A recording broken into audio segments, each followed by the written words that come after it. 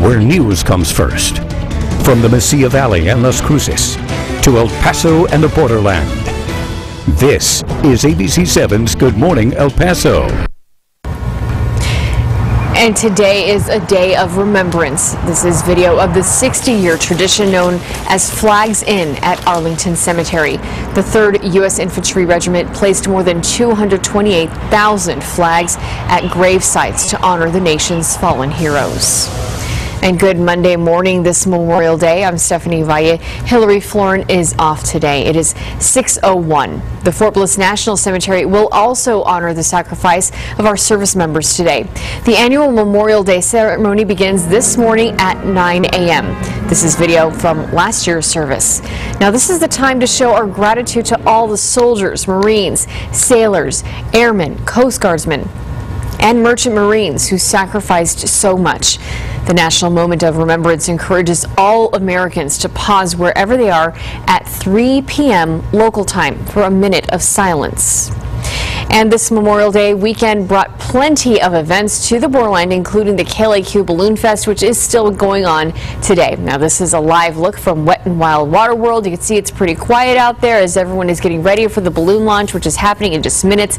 So if you hurry, don't speed though. There is still time to get to the launch this morning. You can catch that free launch until 8:30 this morning.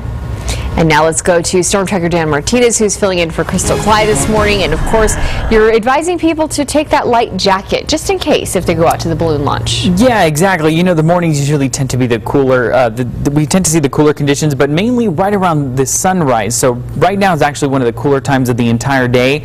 And starting us off, actually, take a look at a beautiful picture that we have from Powell Elementary School. Things looking very nice out there. We have the clear skies across the El Paso area.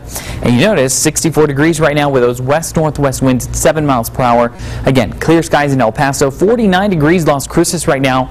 It feels like 46, though. That slight wind that we have is making it feel a little cooler out there. Northwest winds at 6 miles per hour there. And take a look at clouds and radar. The clouds have pushed on east out of the area. We've seen some shower activity start around the Culberson County area and shoot up to the northeast around the Midland region now. And for today, 84 degrees, breezy conditions, and then 82 degrees for Las Cruces and breezy as well. West wind's going to be 5 to 15 miles per hour, and breaking that down hour by hour for you, 65 degrees at 8 o'clock in the morning. By noon, 77 degrees, 81 by the afternoon, and by the evening, we'll be talking about temperatures around 83 degrees. But we are going to be cranking up the heat here. We'll talk more about that coming up in just a few minutes. Stephanie? Okay, thanks, Dan. And more StormTrack weather now. Record rainfall and devastating weather has now turned deadly for at least 3 people here in Texas and Oklahoma. In San Marcos, the Blanco River rose 3 feet in just hours, wiping out roads and sending hundreds to the roofs of their homes. Emergency officials say up to 400 houses have been destroyed. We will have more StormTrack weather coverage in just a few minutes. But first, we have new information on last week's deadly shooting by Ruidoso police. A report by New Mexico State Police indicates 27-year-old Timothy Jones was wielding a sword when officers responded to his home for an alleged domestic disturbance. Investigators say Jones aggressively charged the officers with that sword, and that's when the 2 officers opened fire, killing him. The officers are currently on administrative leave, which is standard procedure. 2 families are without a home this morning after a fire broke out in Fabens. It happened yesterday afternoon on the 100 block of 1st Street, and now both of those homes are a total loss.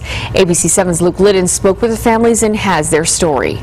You just never know, you know, like I was just really scared that one of my family members was in there. It was the type of situation that puts you at a loss of words. It was kind of terrifying for a while till we found out that they were okay. You know, the house is material, it can be replaced, but we were worried something happened to them.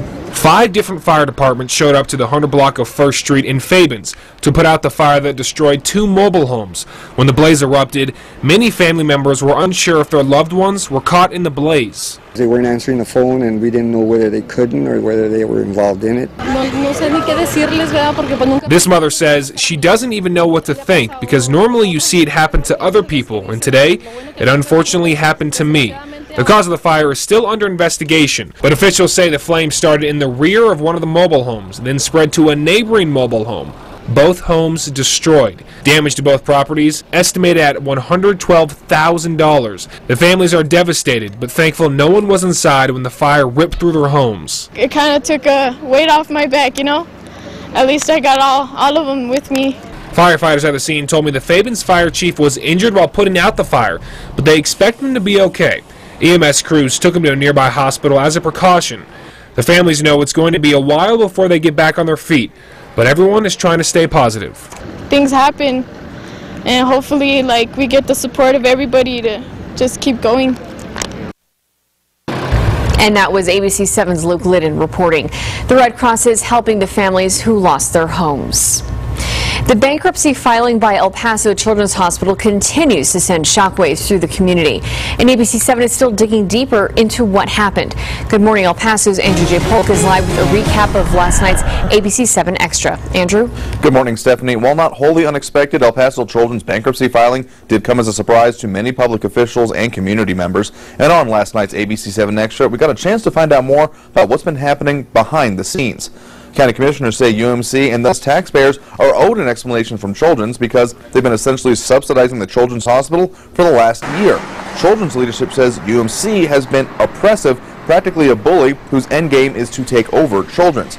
On last night's show, Dr. Carlos Gutierrez, one of the first members of El Paso Children's Hospital Board, who fought for it to be built, he says that the service contracts between UMC and Children's were heavily weighted in UMC's favor, with the first batch presented just days before Children's opened its doors.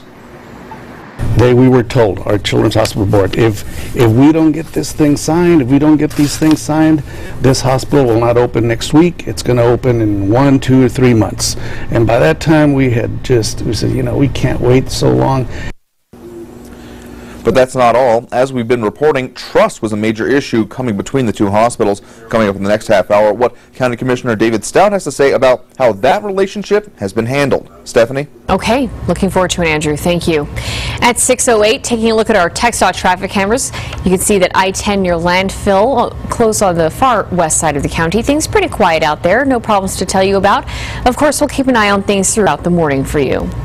A special tribute to the nation's veterans roared into Washington, D.C. over the weekend. We'll take a look at the annual Rolling Thunder Ride for Freedom. But first, that's deadly weather that's striking the heart of Texas. People still unaccounted for this morning. We'll have the latest. And back here in the borderland, we could be in for a warm-up. StormTracker Dan Martinez has your complete forecast. Dan. A warm-up and those winds expected to increase, but luckily not for today. I'll be giving you the numbers coming up. Thanks, Dan. It is 6:08, and this is ABC 7, where news comes first.